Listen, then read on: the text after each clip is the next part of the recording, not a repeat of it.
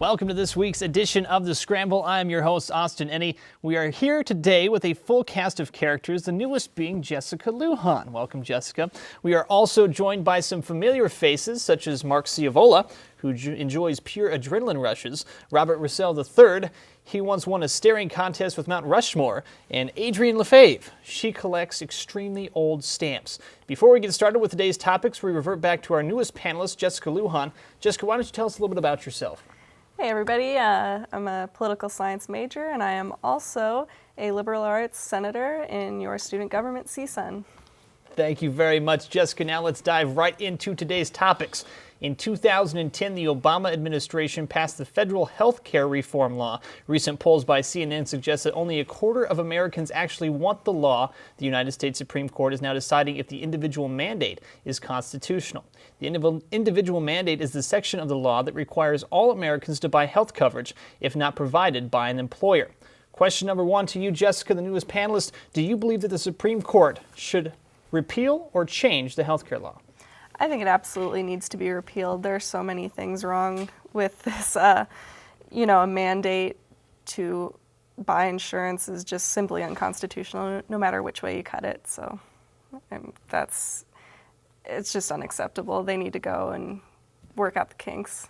Robert, do you agree? Yeah, no, I appreciate the attempt to get universal health care put into effect, but mandating or requiring anybody to purchase, health care through a private company is not something that I'm for, or I feel like any of the American people are for. I feel like that's the biggest thing, is that why are you requiring me to purchase something that maybe I don't necessarily want to have? Maybe I want to go without health insurance. I wouldn't personally. I have health insurance, but maybe some people want to do that. So I think that's the big thing. I think that's definitely something that needs to be tackled. I feel like we should have universal health care in this country, but the way that they went about it, I think, is the wrong way.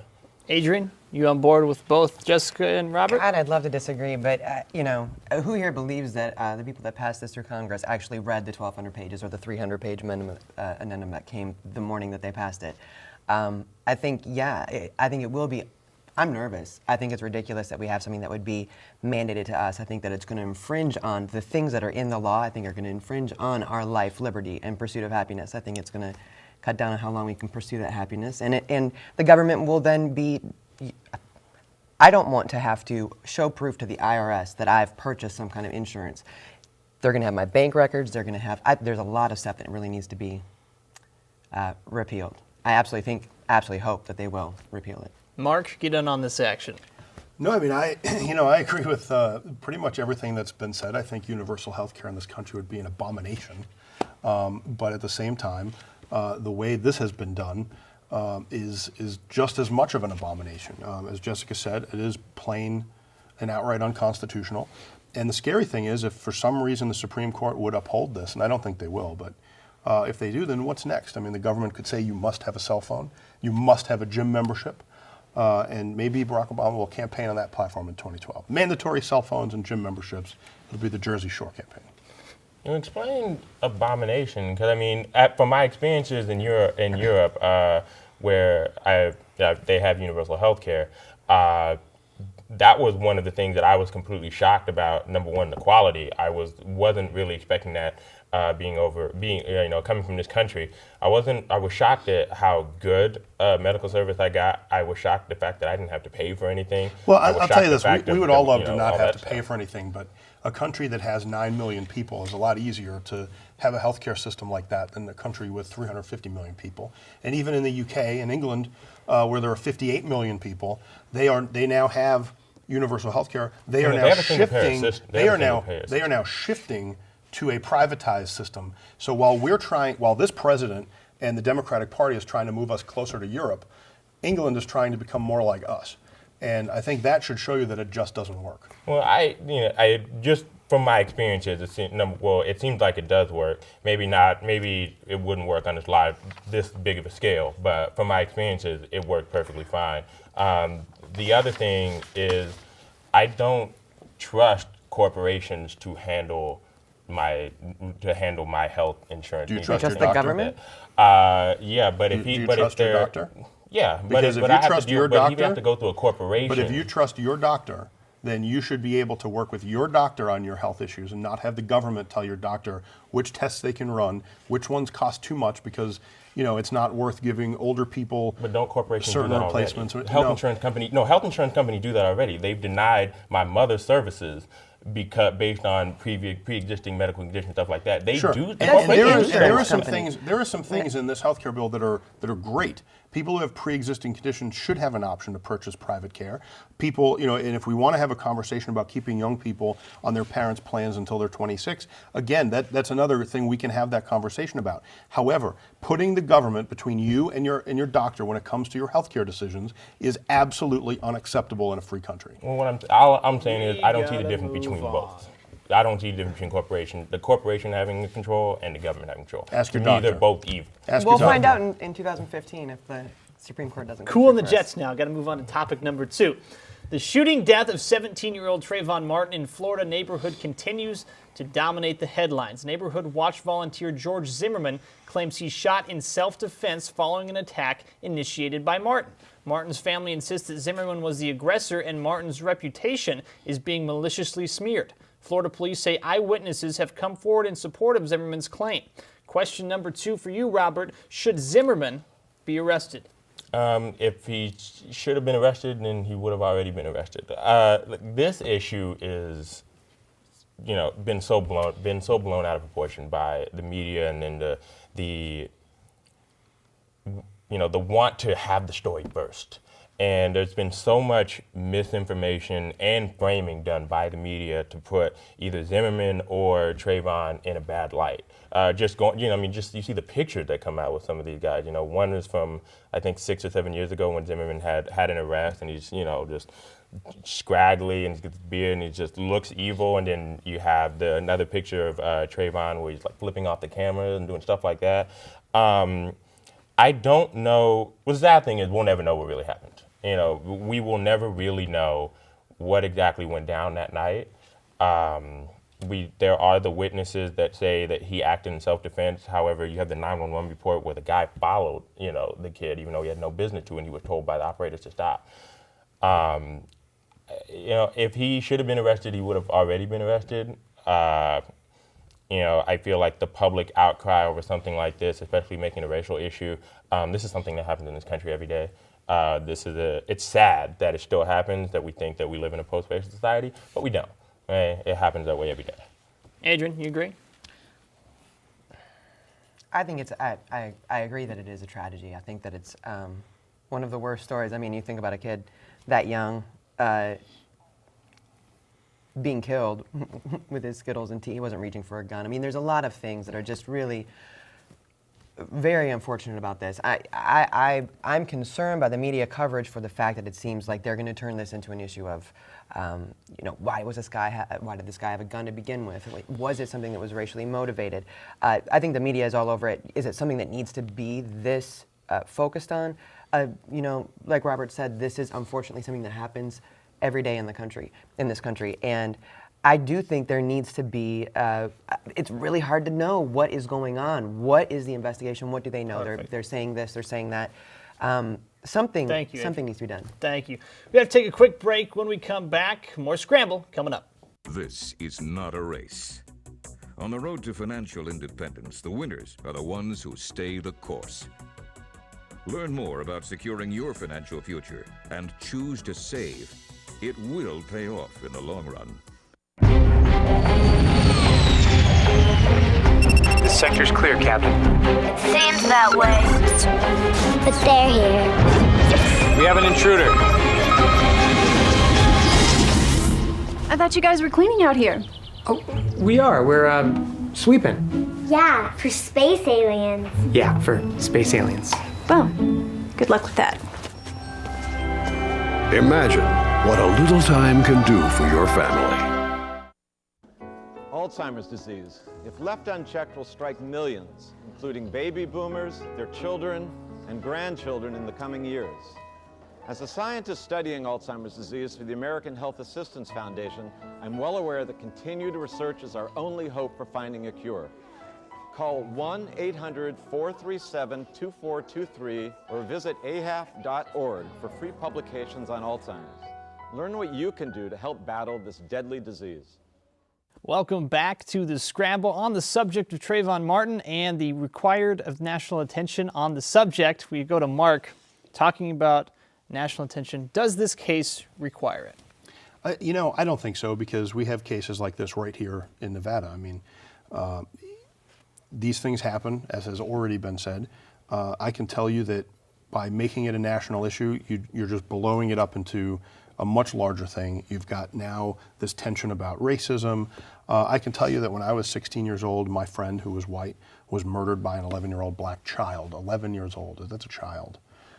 Jesse Jackson and Al Sharpton didn't come to my neighborhood. Jessica, final thoughts on the subject. My only problem is that this is just an exploitation. The only part of this story that is getting covered is the hoodie. The hoodie's the most famous part of this entire story. So, if you're going to focus on a story like this, make it about the people, make it about awareness, but don't try to exploit somebody's pain for the sake of, getting ratings. It's just unacceptable. Perfect. Thank you, guys. Moving on to topic 3. After countless warnings and conversations with North Korea, the United States may finally be forced into a position to act. This past Monday, North Korea moved its long-range missiles to a launch pad to test their new weapons. At the same time, North Korea announced it will launch a rocket-powered satellite into space in early April. President Barack Obama says that these actions will be responded to promptly. Adrian, what do you believe the United States, or United Nations, in fact, should do in response to North Korea? I'm very curious to know what they... I don't think... I think dealing with North Korea is very much like dealing with Iran. They've made it obvious that they're not very diplomatic. That diplomacy really doesn't go that far. And I think that we have a long history of animosity. Regardless of the food aid that we were going to give to them, they've kind of negated that by continuing with this launch. And yeah, South Korea has something to worry about, and so do we. What are we going to do? I think in many ways this comes in a political season, and of course I think that Obama gains points for saying some strong words to North Korea. At this point, that's all that is, and I'd be curious to know what kind of diplomacy, what kind of sanctions could be done to stop this. I don't know that it will be done. I'd like some specifics. We just need to give the president some space. After the election, he'll be able to... Clearly, this is Bush's fault. I mean, this has been going on for a very long time, and it's very important that the United States stand with South Korea and really set the tone for what is and is not acceptable behavior. And, there's been a leadership shift in North Korea, but there has not been a mentality shift. And so long as that is the case, we need to stand strong against this type of activity, and that's the bottom line. Jessica? Absolutely, we need to watch what these countries are doing. There are certain countries that we can trust to have weapons that are powerful, and there are others that we can't.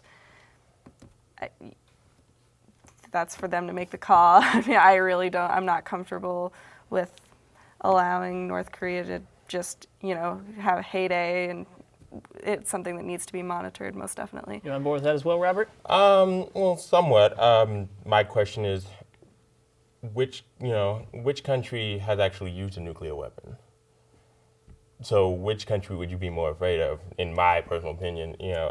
When it comes to other countries gaining access to nuclear weapons or things like that, I can believe or sympathize with them having a fear that, we need to be able to protect ourselves because the U.S. may bomb us, because we actually have used a bomb twice. So, I understand until they actually do something. Why wait until they do something? Until they do something to us, I don't see, why we need to be in their business. My question. I have an issue with us getting in everybody's business. Adrian? I agree. I agree that I have an issue with us getting in everyone's business as well. But I think it's kind of naive to think that we're going to go to the nuclear summit. What is the name of it? The big thing that just happened over there, talking about nuclear weapons. I'm awesome. And and tell everybody that we're cutting back on our nuclear stockpile at the same time that Iran and North Korea are really ramping it up. I don't know what kind of message. And if you do that, we are going to be very mad. How many weapons do they get? How many weapons? It doesn't matter. How many weapons do they need? How many weapons do we need? Listen, I think it's very important to understand that there's a big difference between a nation that understands the risk of using a nuclear weapon, as we do in the past, because everything's not America's fault, and knowing that people who are in charge of North Korea and Iran shouldn't have a box of crayons, let alone a nuclear weapon. So, I'm saying it's America's fault. I'm just saying we need the weapons. Got it. Everybody's counted for at the top of the subjects. Time for a quick timeout on the Scramble, but stay with us. More news and views coming up after the break. Everyone is a story. Everyone. He passed away last year. It was hard at first when I found out how sick he was. The doctor suggested hospice care at home. He came home, and that was wonderful. And the hospice helped a great deal. They were there whenever we needed them. They helped me take care of him. I didn't know. I didn't know where to start, what to do, what his needs were going to be. As the illness got worse and worse, they were there with help and suggestions and just how to do it, how to cope with it. They made his last months comfortable, pain-free, which was a blessing. We were able to find some joy till the very end. Fugitive has been on the run for 90 minutes. Average foot speed over uneven terrain, barring any injuries, is 4 miles per hour. What I need from each and every one of you is a full target search of every gas station, residence, warehouse, farmhouse, hen house, outhouse, and dog house in that area. Your fugitive has just cashed in his 401k plan, and all he had to do was roll it over. Learn about rollovers and protecting your financial future, and choose to save. You can't mess with a big dog. Welcome back to the Scramble. He did the time, but he did not do the crime. Alan Northrop, a Washington man, was released from prison recently after being wrongfully convicted of rape in 1993. After many attempts, the court finally used more advanced DNA technologies and discovered that he was indeed innocent. After being released, Northrop received no compensation from the state. Washington is one of 23 states that does not provide compensation for wrongful imprisonment. Mark, do you believe that the federal law should be enhanced that would mandate paying, or at least paying off, damages for wrongfully convicted criminals? I'm really against federal laws for a lot of things. I think that these things can be handled. You said there's 23 states that have this law in place, and the state level, I think, is where this needs to be dealt with. Now, the question is, should you be able to sue the state, if there's some negligence on their part, or whatever entity put him in prison? And I think, that it should be open to that, and that let a jury decide or a judge decide whether or not there was negligence involved. I mean, I think law enforcement does the best they can do to find the right, the evidence, find the truth, find the facts, and these things do happen. But clearly, if you're spending that long in prison and you didn't commit the crime, you've also had a lot of sacrifices that are going to go unrepaid. I absolutely agree. Our system is designed so that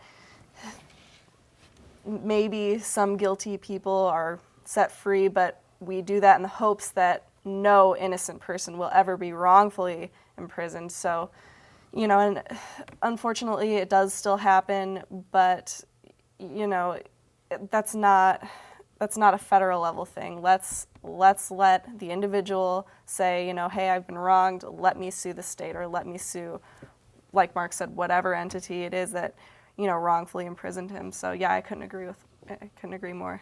Yeah, I'm right there. This is not something that we need to have some sort of federal mandate for. This is definitely something that should be left to the states. When this crime happened in 1993, he was convicted. I mean, technology, it just seems like it's just moving so fast. And I mean, there are just so many different things that law enforcement agencies can do now that they couldn't do in 93, or just unavailable to some certain law enforcement agencies back in 93.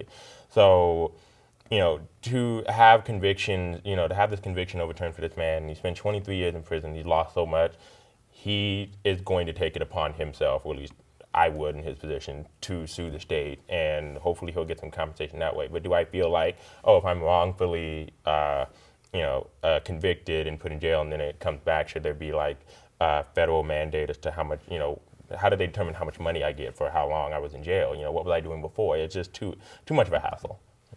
Adrian? Wow, I wish I could disagree. I mean, we incarcerate more people in our country than most other. I mean, we incarcerate so many people, and it's really sad to find that one of those people should not have been there to begin with. And I agree that forensic science has come so far since 1993, and I really hope that this just, if nothing else, is just a beacon of trying to change this culture that incarcerates so many people. That may in fact should be incarcerated, but the numbers are astounding. And then to just serve as a reminder to those who are trying to protect and serve us, and go through the court systems the way they should, to be extra careful, extra vigilant. Follow-up question for you, Mark. Now, what do you think the government should do with this case as where it currently stands?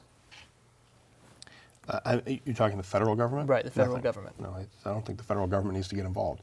I think we have too much federal government. Universal health care, the president commenting on this Trayvon Martin thing, the federal government is not here to be in every nook and cranny of our society. And this mentality that we're going to go tattle to mom and go get the federal government to get involved in all these things is in fact what I believe is wrong with this country right now. Jessica, final thoughts on the topic. I will say this, I think that if we stopped focusing on putting away petty criminals, we could focus more on the issues that matter, and we could do a better job trying real criminals in our society. So, we need to step back and evaluate the time that we spend on putting away petty criminals and start focusing more on the issues that, actually have an impact on our society. Perfect. Thank you guys very much. Time for our final break here on The Scramble. When we come back, our final topic and last chance for our panelists to have at it. Stay with us right here on The Scramble. And now, another adventure with Savings Man. Look, honey, it's my Social Security statement. Oh, gosh, how are we going to retire on that? Never fear, young savers. It's Savings Man. You need to save more. You'll need this. Oh, the ballpark estimate worksheet. That's right. Get it at choosetosave.org and find out how much you'll need to save for your future. Gee, thanks, Savings Man. No, thank you. So visit choosetosave.org and stay tuned for more Savings Man. The inability to breathe, snot pouring out of your nose, it's a real hairy business. As a firefighter, I'm a student of the weather, and I've noticed that there's a change that's occurred in the last several years. We're having many more large and damaging fires. Sometimes thousands of fires will occur. If the climate changes and we don't have the water we need, California could dry up and blow away. Is that thing getting closer? Look how high that thing's going. Look out there, look at the debris. Give me the camera. No, just drive, I've got it. Zoom in, zoom in. I can't believe this is happening. Oh, the size of that thing. It's everywhere. Are you getting this? Yeah, I've got it. What was that? It's the National Guard. How'd they get here so fast? I don't know. Pull over, pull over. Do you have what it takes to head into the heart of the storm? Check out NationalGuard.com. Welcome back to The Scramble. It's now time for our final topic of the day. Although Newt Gingrich may not agree, the GOP domination has become a two-horse race. Although it is still not clear which one of the GOP hopefuls will win, it is important for the party to remember the reason why they are picking a nomination in the first place: to beat President Barack Obama in the fall. So, Mark, which one of the two candidates left between Santorum and Mitt Romney have the best chance to beat out President Obama in the fall? Unquestionably, Mitt Romney. His history, his resume is perfect for what our country needs right now. He's a businessman. He has experience running a state. And I think he's right on the issues. He's able to talk about conservative issues in a common sense way that people can relate to. And I think that right now, Rick Santorum would have to win 75% of all remaining delegates to be the nominee. So at this point, it's Mitt Romney. Jessica, Rick Santorum, Mitt Romney, which way are you leaning? I got to go with Romney. I hate that we're so one-sided here, but Santorum, he's just not where it's at. He's not ready. He's too extreme too one-sided. No one can relate. He alienates people left and right every time he opens his mouth. It's not going to happen for him this time. Robert, you're going to side with Santorum? Are you staying with the favorite of Romney? Yeah, I'm staying with the favorite. I'm just tired that this has still gone on this long. I feel like it's clear that he's going to be the candidate. I also wish that it was more about the issues and not let's try to unseat Obama. Let's try to put the best issues out there, our bet, what we plan on doing with the issues, and not make it about just beating the other guy, And I don't necessarily, or I can't remember or recall when it became this way, maybe in 2000, maybe in 96 or whatever, but, it's supposed to be about, what are your plans for this, not, I'm the best because I have the best chance to beat Obama, and that's the only reason. Well, keep in mind we're in the primary season. And Well, right now, Republicans are running against each other to see which candidate is going to face Obama. And while they are talking about issues, the important thing is that they're giving their own party, members of the Republican Party, a chance to decide who is best to take on the Democrat, which this time happens to be President Obama. And so that's what the primary season is for. Once the primary is over, you can bet it's going to be about the issues, and they're going to bring it to the president. So you can let them know. Right. I think it comes past. They should have done that. They should be doing that now. Well, but they've got to put on a show for their party, so their party can decide who goes to the general. Adrian? Right, and I do think that this is more about who's going to beat Obama. I think some of the topics that we talked about already on the show today have to do with the policy that the executive branch of our government makes. So we are looking more at, it's more than just, the issues that are on the table right now have more to do with just who's going to beat Obama in the fall. And I think, I saw an interview with Gingrich where he was talking about it's great to keep, Obama's little political team kind of off balance. Not that it can be off balance. I mean, the delegate count is pretty much out there. But the fact that none of the Republicans are pulling out, and the fact that Santorum has surprised a number of people in the past, it really does kind of keep this, while it may be grinding on all of us by this point, really does try to keeping everyone in the race like this is going to make it harder for the $240 million or whatever his team has raised so far to start making their commercials against a specific candidate. And I think that's what Gingrich pointed out. Everyone stays in the race until the convention. Then you've got a couple months to try to get your team together to try to... But let's be honest, the commercials are going to be the same regardless of what Republicans. They hate women, they hate gays, they hate minorities. I mean, this is the only thing the Democrats have is they hate you. And once people realize that that's not true, the entire Democratic Party platform crumbles. Do you think if Romney wins the nomination that there's any chance that Santorum then is on the card as a VP candidate? No. None at all? Not at all. I mean, I think the vice presidential candidate on any ticket has to be able to work well with the president and bring something to complement the ticket. And typically in a case where you have a Northeastern or a Republican, you're looking more for maybe someone from the South or maybe a Marco Rubio or a woman, Condoleezza Rice comes to mind. I mean, she's brilliant. So, I mean, there's a lot of people out there who will complement, that ticket, and Rick Santorum's not it. Perfect. Well, thank you guys so much for joining us today. Today on The Scramble, for Adrian Lefebvre, Robert Roussel III, Jessica Lujan, and Mark Ciavola, I'm Austin Endy. Be sure to tune in next week right here on The Scramble.